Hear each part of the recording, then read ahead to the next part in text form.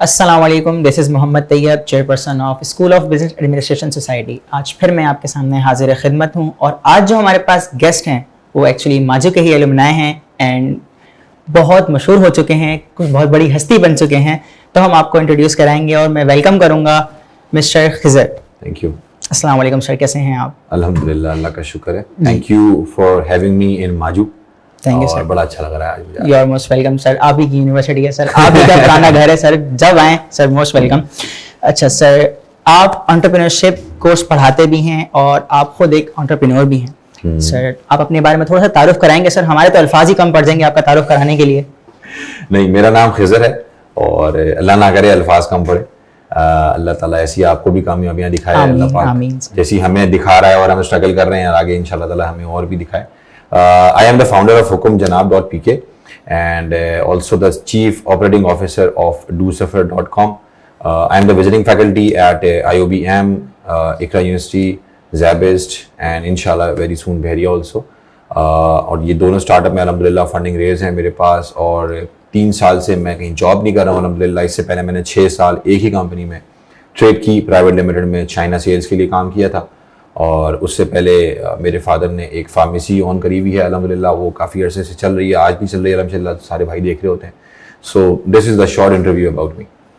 Okay sir, बहुत अच्छा लगा सर सुन के कि माशाल्लाह आपने एक पहले इतना अच्छा एक्सपीरियंस लिया, उसके बाद आपने अपने ही जो है एक बिजनेस स्टार्ट लिया, अपना नया स्टार्टअप किया। तो सर आप थोड़ा सा हमें बताएंगे कि आप एनईडी के अंदर जो इंक्यूबेशन करते हैं, इंक्यूबेशन सेंटर के अंदर, तो वो उसका थोड़ा सा प्रोसेस क्या होता है ताकि स्टूडेंट्स को थोड़ी मोटिवेशन मिले और वो भी जो है इस चीज़ की तरफ आएँ?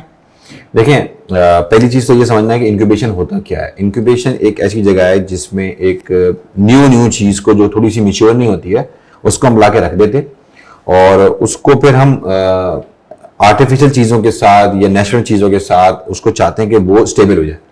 जब वो स्टेबल हो जाती है तो हम चाहते हैं कि वो फिर भागे दौड़े भी, ठीक है। तो इंक्यूबेशन सेंटर में जो नेशनल इंक्यूबेशन सेंटर जो कि एनईडी के अंदर है उसमें क्या होता है कि डिफरेंट न्यू आइडियाज़ के लिए हर 6 मंथ्स के बाद एक कोहॉर्ट आता है। जैसे यहाँ पे हर 6 मंथ के बाद एक सेमेस्टर आता है, वहाँ पे कोहॉर्ट आता है, वहाँ पे फॉर्म्स आते हैं, जैसे यहाँ पे फॉर्म्स आते हैं।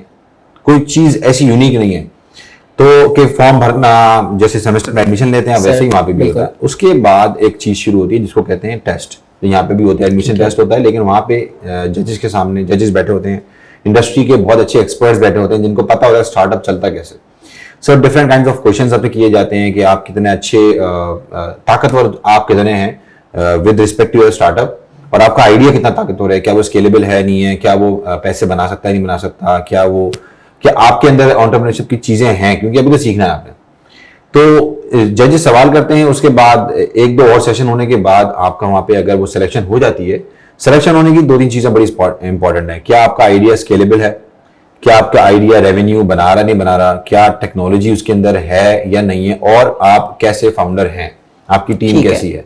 ये 4-5 चीजें होंगी तो आगे बहुत अच्छी बात की जा सकती है। ठीक है, जब हो जाता है तो फिर उसके बाद इंक्यूबेशन का प्रोसेस है। इंक्यूबेशन 6 मंथ्स का होता है, उसके बाद एक्सेलरेशन होता है कि उसमें आज जब देखते हैं यार अब थोड़ा तैयार हो गया तो फिर इन्वेस्टर्स के आगे रख देते हैं कि इन्वेस्टर हो गए, कॉर्पोरेट वर्ल्ड हो गया, उन सबके आगे बिठा के कि भाई अब आप स्केल करें चीजों को। ठीक है, तो ये पूरा एक साल का प्रोसेस होता है। ठीक है, मैं आपको ये बताना चाहूंगा कि अब माजू ने भी जो है अपना इंक्यूबेशन सेंटर जो है बना लिया है, डॉक्टर जिनेंद्र रहमान उसको लीड कर रहे हैं और एक डिपार्टमेंट के। तो माजू के अंदर भी अभी पिछले सेमेस्टर के लास्ट में ये पिचिंग हुई थी, तो कुछ काफी स्टूडेंट्स ने उनमें आइडियाज दिए थे, अपने आइडियाज पिच किए थे, जजेस बैठे थे सामने और काफी उन आइडियाज को इवैल्यूएट किया गया, तो उनके आइडियाज को काफी सराहा गया। तो हमने देखा कि भाई कि जमान खून के अंदर भी ये क्वालिटी है कि वो अपनी एक नई मार्केट क्रिएट कर सकें। अच्छा, मैं आपसे एक सवाल करना चाहूंगा कि आपने भी देखा है, मतलब आप ऑब्वियसली वहां पे एज अ जज भी हैं इंक्यूबेशन सेंटर के अंदर, काफी स्टूडेंट्स आते हैं, उनका माइंडसेट जॉब का बना हुआ होता है, कोई विजिट करने भी आते हैं, तो उनके जॉब के माइंडसेट को हटाने के लिए क्या चीज ज्यादा इंपॉर्टेंट है कि ताकि उनको इस तरफ लाया जाए कि वो अपनी एक मार्केट क्रिएट कर सके?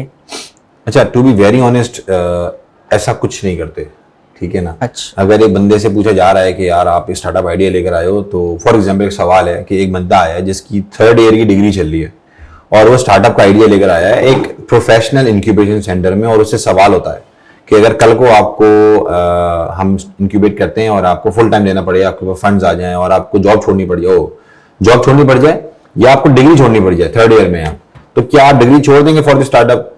इफ ही सेज यस, वो वाकई में छोड़ देगा तो फिर वो मटेरियल है एंटरप्रेन्योर बनने के लिए। अगर बोले नहीं यार मैं डिग्री करूंगा, अल्लाह ना करे मेरा अगर बिजनेस नहीं चला तो जॉब तो कर ही लूंगा ना, तो फिर वो माइंडसेट नहीं है।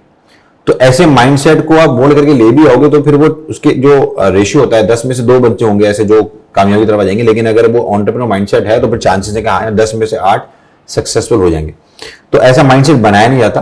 वो ट्रेनिंग्स उसकी खुद ब खुद उसको बताती हैं कि यार, क्योंकि मैंने देखा है बहुत सारे बच्चे बीएस एंटरप्रेन्योरशिप में एडमिशन लेते हैं, but either they have a family business या वो जॉब ही करेंगे, डिग्री के लिए काम कर रहे हैं, जॉब कर रहे हैं ऑलरेडी, बस डिग्री है एंटरप्रेन्योरशिप में चाहिए। कुछ होते हैं जो चाहते हैं कि मैं बिजनेस करूं, अपना एंटरप्रेन्योरशिप की तरफ शुरू से उनके दिमाग में होता है कि भाई मैंने करना ही बिजनेस है, जॉब की तरफ जाना ही नहीं है। एग्जैक्टली, तो वो माइंडसेट शुरू से बनता है। फिर उनमें से कोई एक बच्चा होगा जो बोलेगा अरे यार बड़ा अच्छा हो गया, मैंने डिग्री कर ली, अब मैं एंटरप्रेन्योर ही बनूंगा क्योंकि मैंने सीख लिया। वरना ऐसा कोई माइंडसेट चेंज नहीं कर सकता आप किसी का। बट ऐसा होता है ना कि कुछ स्टूडेंट्स जो होते हैं अब वो ज्यादा जॉब की तरफ जाते हैं, बट अब जो इन्वायरमेंट है या जो आजकल की करंट वर्ल्ड है वो टेक्नोलॉजी के साथ इतनी अलाइंड होकर चल रही है और इतनी फास्ट जा रही है कि मिनट के अंदर जो है चीजें चेंज हो रही हैं। तो जो बच्चा है जो स्टडी कर रहा है यूनिवर्सिटी में, एक डिग्री लेके जा रहा है, बट वो इस माइंडसेट से डिग्री लेके जा रहा है ना कि यार मैं जॉब करूंगा, बट ज्यादातर उसमें से 5% आई थिंक कि इस तरह से बच्चे जाते हैं कि यार मैं कोई नया बिजनेस स्टार्ट लूंगा या मैं कोई नई चीज, नई मार्केट क्रिएट करूंगा। तो आप कुछ इस तरह की ट्रेनिंग्स माजू में अगर आप ऑर्गेनाइज करवाएं कि बच्चों को ये माइंडसेट उनका हटे कि जॉब करनी है, ये माइंडसेट आ जाए, ये माइंडसेट डेवलप हो जाए स्टूडेंट्स के अंदर कि नहीं कोई मार्केट क्रिएट करनी है, ताकि अगर आप जॉब करोगे तो सिर्फ आपको ही एक अपॉर्चुनिटी मिलेगी, आप ही सिर्फ कमा सकोगे, बट आप अगर आगे मार्केट क्रिएट करोगे तो आगे कितने लोगों को अपॉर्चुनिटी मिलेगी, कितने लोगों को फायदा होगा उससे। तो इस चीज के बाद अगर आप कोई ट्रेनिंग ऑर्गेनाइज करना चाहें तो उसमें क्या क्या चीजें जो है नेसेसरी होंगी?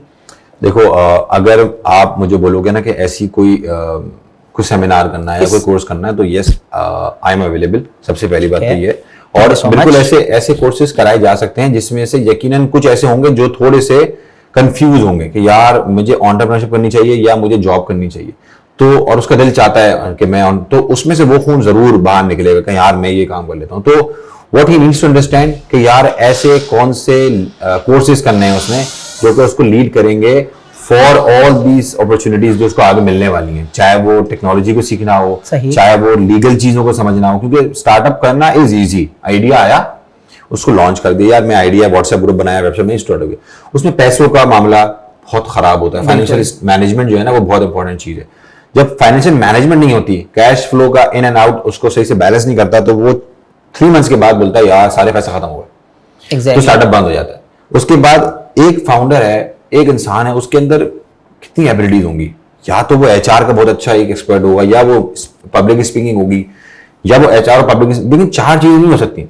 तो उसको पे टीम बनानी है, तो उसको राइट टाइम पे राइट टीम को फाइंड आउट करना सीखना आना चाहिए। उसके अंदर अडॉप्टेबिलिटी आनी चाहिए कि यार मैं किसी और को लेकर आऊं और उससे मैं यही बोलूं कि यार तुम मुझसे ज्यादा अच्छे हो इस काम को लेने के चक्रों में, इस काम को आगे बढ़ाने के लिए you are the right person.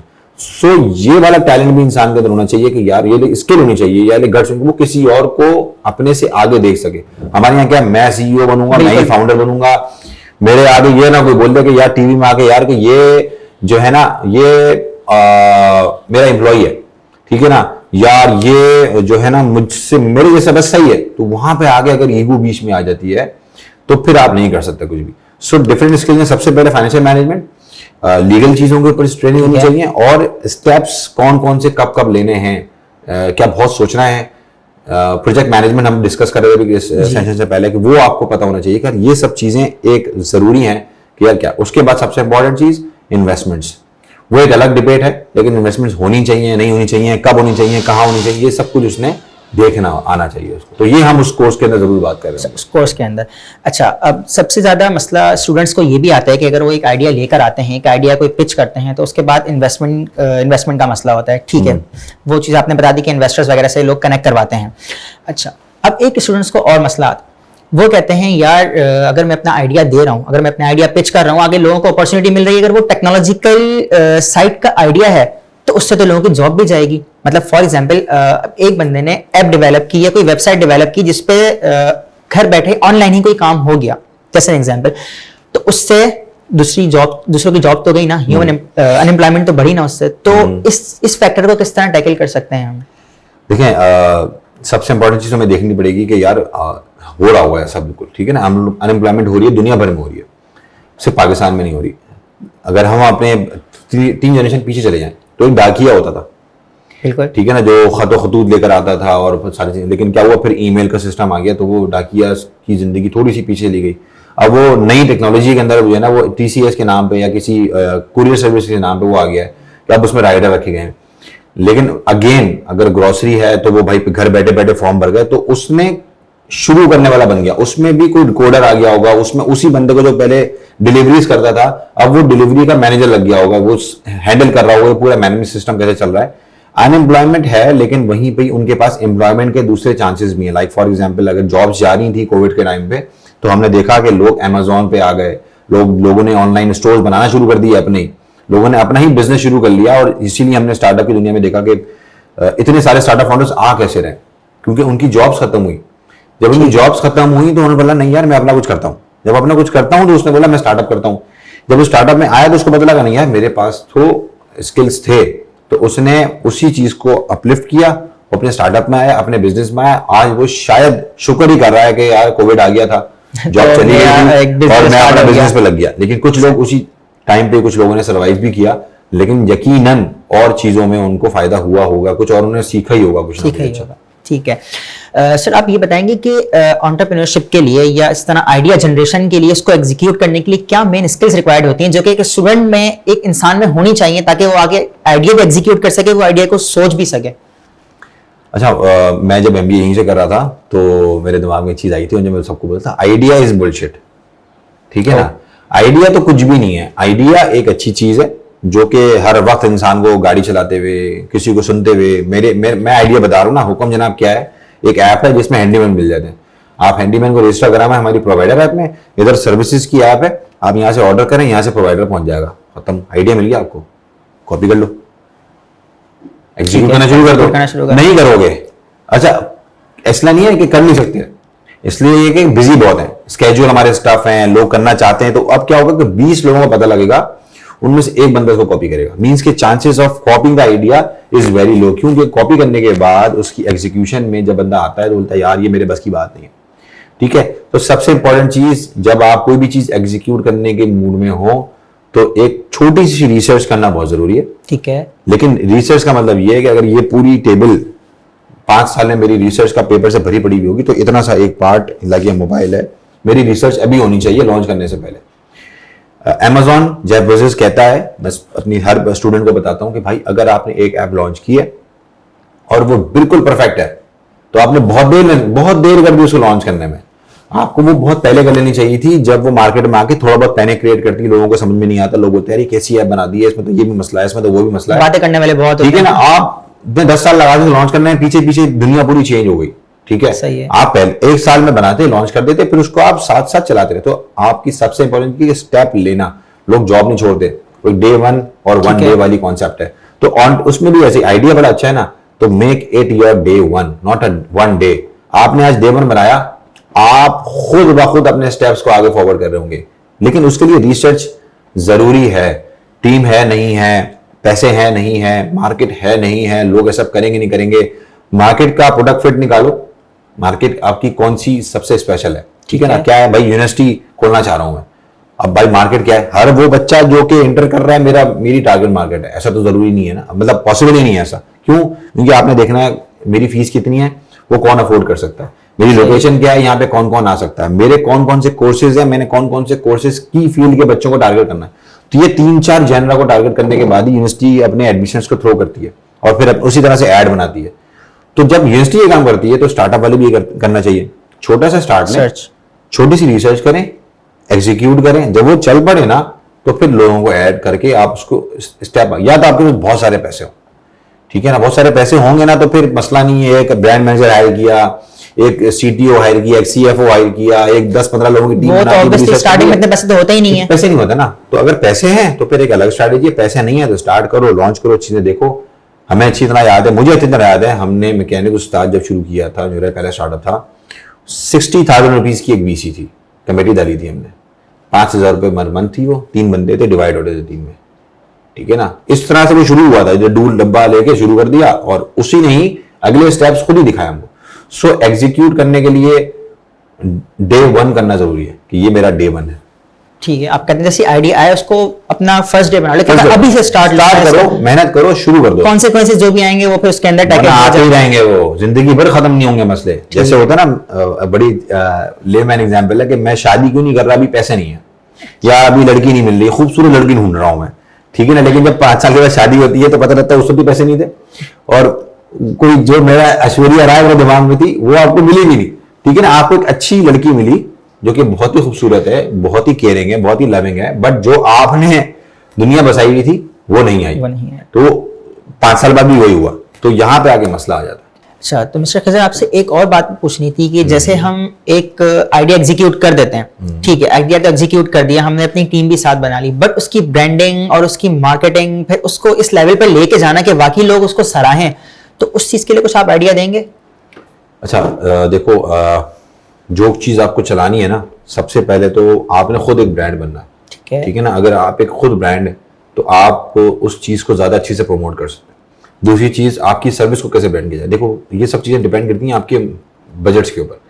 For example, आपके पास बहुत सारे पैसे हैं, ठीक है ना, मार्केट में लगा सकते हैं, तो उसकी एक अलग स्ट्रेटेजी है कि आपने पेड बैनर्स लेने हैं, आजकल रिक्शा के ऊपर चल रही है, सोशल मीडिया है, इन्फ्लुएंसर्स मार्केटिंग है, ये सब कुछ चीजें हैं, तो आप वो कर सकते हैं। अगर आपके पास पैसे नहीं है, so then you can make your own content, जो कि आप जैसे for example news channel, good morning shows में जाना शुरू कर दें, ठीक है, या आप जो है वो डिफरेंट इन छोटे छोटे इन्फ्लुएंसर्स जो हैं जिनकी ज्यादा फॉलोइंग नहीं है, आप उनको अपने साथ इंटरेक्ट करेंगे यार, उनको दिखाएंगे यार आप मेरी प्रमोशन करो, मैं आपकी कोलैबोरेशन के साथ लेकर करूं। तो जब पैसे नहीं होते हैं तो बंदा कोलैबोरेशन करता है, ठीक है। जब कंपनी फॉर एग्जांपल आप एक स्टार्टअप चला रहे हैं या बिजनेस चला रहे हैं जिसकी कोई डायरेक्ट लिंक किसी ऐसी कंपनी के साथ है जो कि बहुत बड़ी कंपनी है और उसकी किसी ना भी आपकी कोलैबोरेशन हो सकती है, तो आप उनको इतना अप्रोच करेंगे वो आपके साथ मान जाए।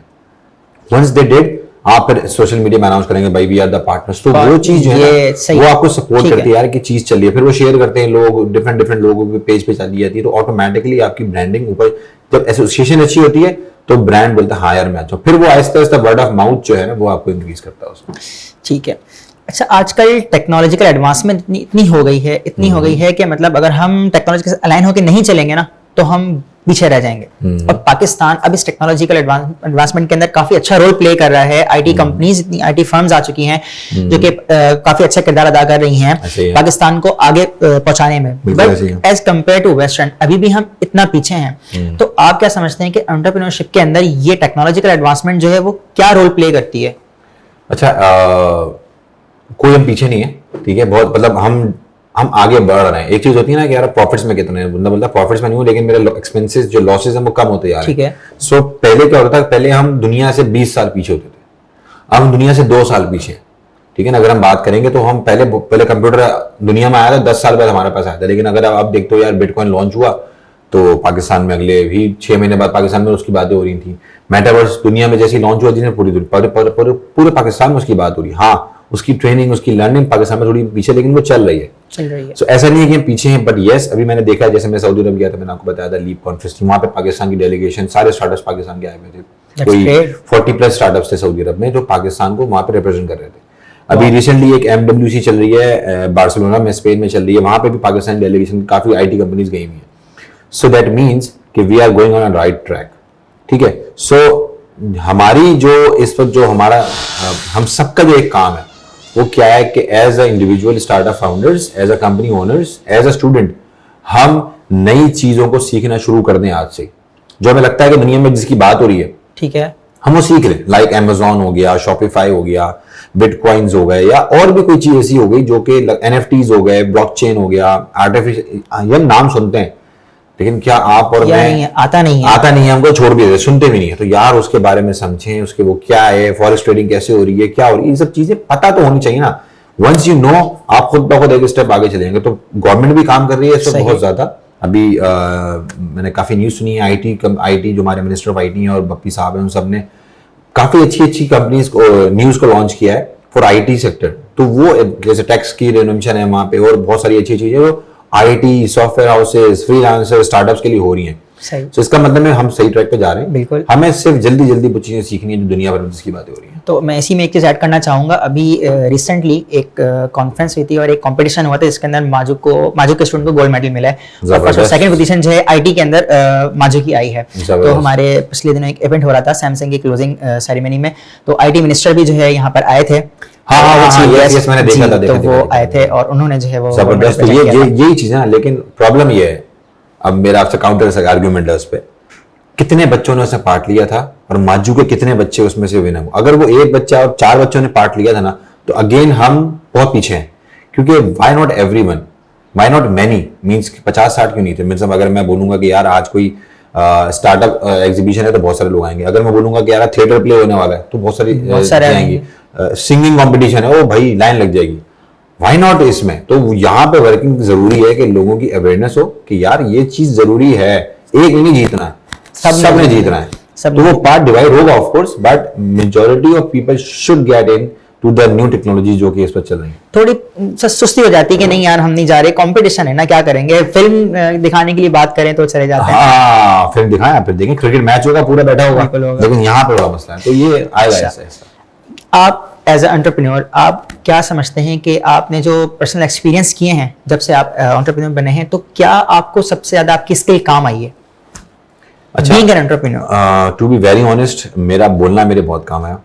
कम्युनिकेशन, मेरी कम्युनिकेशन मेरी बहुत अच्छी थी। वो इसलिए अच्छी थी क्योंकि हमने बचपन में ही एक हमारे फादर ने एक फार्मेसी खोली थी, तो वहीं से कस्टमर डीलिंग हमारी चल रही है। मैं 6th क्लास में था, तो कस्टमर डीलिंग जब अच्छी है तो लोगों से बात करना अच्छा आता है। सो वो एक चीज बहुत काम आई, क्योंकि आपने बेचना है अपनी चीज को। फिर मैंने सेल्स की जॉब करी है 6 साल अगेन, तो वो भी एक फैक्टर था कि यार again sales, closing skills, negotiations, लोगों से बात करना, ये सब कुछ बहुत अच्छा आया। उसके बाद शुरू से ही ना एक फैमिली की तरफ से भी थोड़ा सा था, वी वर नॉट वेरी, मतलब कोई बिजनेसमैन नहीं, पर हमने बिजनेस खोला चलाया, तो हाँ यार अपना ही कुछ करते हैं। सो हम उसी में स्ट्रगलिंग फेस में चल रहे हैं अभी कि हाँ करते हैं, तो सब चीजें मिल के ही एक अंदर आई हैं। लेकिन उसके बाद जब हम स्टार्टअप में आए ना, जब हमने काम शुरू किया है आज से कोई 3-4 साल पहले आई थिंक, उसके बाद से डेली बेसिस पे मेरी लर्निंग हुई है। और वो हर चीज है, वो बात करना, वो लीडरशिप हो गई, वो इन्वेस्टर के सामने बात करना, वो फाइनेंसिस को देखना, वो मार्केटिंग के ऊपर बात करना, वो टेक्नोलॉजी को देखना, टीम मैनेजमेंट, जितनी भी चीजें हमें चाहिए होती हैं वो आहिस्ता आहिस्ता हम सीख रहे हैं। तो जब हम सीख जाएंगे ना, मुझे लगता है कि जब मैं सब कुछ सीख जाऊंगा तभी बहुत सक्सेसफुल हो जाएंगे। अभी थोड़े से सक्सेसफुल हैं, अभी थोड़ी सी स्ट्रगल है, ठीक है। बहुत सक्सेसफुल होने के लिए बहुत कुछ सीखना है, बहुत कुछ सीख रहे हैं, बहुत कुछ सीखते रहेंगे जिंदगी भर। तो ये सब चीजें मिलके एक वो कहते हैं ना कंप्लीट पैकेज बनने में अभी थोड़ा टाइम है, तो वो कंप्लीट पैकेज जो है ना, वो छोटा जो पैकेज था वो काम आ रहा है। ठीक है, चलें, ये एक स्टूडेंट्स के लिए एक अच्छी मोटिवेशन की बात है, और उनके लिए एक मैसेज भी है कि आप अपनी कम्युनिकेशन स्किल्स और अपनी ये टीम मैनेजमेंट की स्किल्स, लीडरशिप स्किल्स आप अपनी इन्हेंस करें। अच्छा, जब आपको मैंने रिसीव किया, जब आप मोहम्मद अली जिन्ना यूनिवर्सिटी आए, फिर मैंने आपको एक माजू का नया ब्लॉग बना है, ब्लॉग डी, वो विजिट करवाया, वहाँ पे एडवांस लैब्स और लाइब्रेरी, तो आपको एक कैसा नया एनवायरनमेंट लगा? क्योंकि जिस टाइम आपने यहाँ से एमबीए किया था उस वक्त में और इस वक्त की माजू में बहुत फर्क है। उस वक्त ये मीडिया सेंटर भी नहीं था, बट अब माजू ने काफी जो है अपने आप को अपग्रेड किया है, बहुत सारी चीजों में बहुत सारी इनोवेशंस की हैं माजू ने। तो आपको माजू विजिट करके दोबारा कैसा लगा? अच्छा, उसको मैं अगर बैक स्टोरी से कनेक्ट करूं तो अगर हम ये समझते हैं कि किसी भी इदारे में उस्ताद इज द ओनली की, कि वो आए पढ़ाए और चले जाए, तो बच्चा बहुत ज़्यादा चीज़ें सीख के निकलेगा, तो शायद ये वो दौर नहीं है। ठीक है ना? तो दौर क्या है, ये एरा हमको समझाता है कि उस्ताद तो अच्छा होना चाहिए, उसमें कोई डाउट ही नहीं है, लेकिन उसके साथ अपॉर्चुनिटीज़, उसके साथ इक्विपमेंट्स, उसके साथ फैसिलिटेशन, ये सब चीज़ें एक स्टूडेंट को 1 स्टेप अहेड करती हैं किसी भी और यूनिवर्सिटी से, अगर यहाँ पे वो चीज़ हो रही है। तो अगर मैं बैक अपने एमबीए की बात करूँ जो मैंने यहाँ से किया, उस वक्त हम एज अ स्टूडेंट आते थे, पढ़ते थे, प्रोजेक्ट्स करते थे, प्रोजेक्ट्स में ही टीचर हमें बहुत अच्छे प्रोजेक्ट देते थे, बट वो हम अपनी कैपेसिटी में रखते थे, कर लेते थे। लेकिन आज जो मैं आया हूँ तो मैंने देखा कि यहाँ पे इंजीनियरिंग की एक लैब बनी हुई है, जिसमें बच्चे बहुत सारे बैठ के इंजीनियरिंग का बहुत अच्छी डिवाइसेस पे काम कर रहे हैं। लैब्स बड़ी अच्छी बनी हुई थी, पूरा ऑडिटोरियम जो लोग बैठे हुए थे वो अलग ही स्टांस मुझे लग रहा था आज के वाकई में अब यहाँ पे कुछ नया हो रहा है, जिसमें इंटरेक्शन बच्चों का बहुत अच्छा है, लोग आप और इवन आप बैठे हुए मेरे सामने, तो आई कैन सी कि यार अगर आप एक स्टूडेंट है माजू में और आप इंटरव्यू ले रहे हैं, तो इट मीन्स कि आपको कुछ ना कुछ सिखा दिया गया है जिसकी वजह से आप मुझसे बात कर रहे हैं। वरना मैंने तो ये भी देखा कि लोग अपनी प्रेजेंटेशन भी अच्छी से दे पाते थे पहले, और अभी भी ऐसा ही है। But if you are having some skills through this university, तो आई थिंक इट्स अमेजिंग। मैंने देखा यहाँ पे मीडिया सेंटर देखा, FM का रूम देखा, आपके गार्डन जो आपने पॉलीफोनिक बनाए हुए सारी गार्डन जो चीजें बनाई हुई वो भी एक kitchen garden, unique kitchen garden जो बना हुआ वो भी एक यूनिक आइटम है जो कि कर रहे हैं यूनिवर्सिटीज के अंदर लोग, तो करना भी चाहिए। सो आई थिंक अब काफी चीजें चेंज हो गई हैं और आज मैंने बड़ी अच्छी एक बात सुनी है कि हर एंड पर एक नया स्टार्ट होता है। तो अगर आपने यहाँ तक पहुंच गए तो अभी भी बहुत कुछ आगे है, ये खत्म नहीं हुआ है यहाँ पे एक नई चीज की शुरुआत होने वाली है आपके पास, वो शायद और कोई टेक्नोलॉजी एनहांस करनी पड़ेगी आपको। तो सब चीजें ओवरऑल मुझे बहुत अच्छी लगी, मुझे बहुत मजा आया देख के, एंड आई रियली होप कि इन चीजों से स्टूडेंट्स को फायदा होगा। और जो सोच है इस पर यहाँ पे सर अहमद उमर की मेरी बातचीत हुई लास्ट टाइम एंटरप्रेन्योरशिप के लेके, आपके और एक डिपार्टमेंट की जितने भी लोग थे उनसे बात करके, तो आई थिंक के आने वाला जो टाइम है वो स्टूडेंट्स यहाँ से बहुत कुछ सीख के निकलेंगे, and I really wish all of them a very good luck. Thank you so much, क्योंकि माजू ने एक बहुत अच्छा प्लेटफॉर्म प्रोवाइड किया है स्टूडेंट्स को कि स्टूडेंट्स आए, अपनी एक्टिविटीज करें, लोगों को लेकर आए, इंटरव्यूज कंडक्ट करें। बहुत से माजू ऐसे प्लेटफॉर्म जो है स्टूडेंट्स के लिए ही जो है बनाता है, ताकि स्टूडेंट जो है यही चीज़ों में पार्ट ले सके और अपने आप के अंदर एक अच्छी स्किल डेवलप कर सके। Thank you so much sir, आप आए, अपना कीमती टाइम निकाला हमारे लिए, और thank you so very much. It is my pleasure to be here, thank you. आगे भी इंशाल्लाह कभी माजू को मिल जाएगा। Most welcome sir, most welcome. आपसे कोर्स की बात हुई है, इंशाल्लाह हम आपसे एक कोर्स या कोई एक सेमिनार जरूर एंटरप्रेन्योरशिप पे या स्किल के ऊपर जरूर आपसे हम सेमिनार कराएंगे। Thank you sir, thank you so much.